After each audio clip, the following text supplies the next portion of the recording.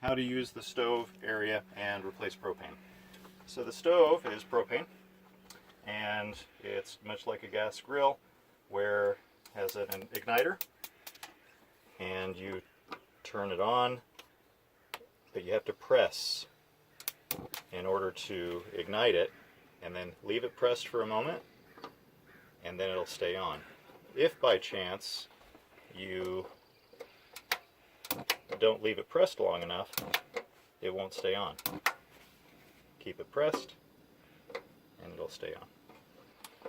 Make sure never to have the stove burners on with this glass closed. It'll shatter the glass. Replacement glass is about $250. The propane can be accessed here.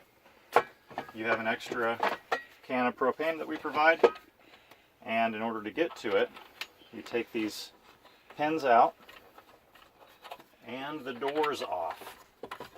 Unfortunately, I know that's a bad design, but you know, hey, can't get everything perfect. So these doors come off via these clips on the back side of the door.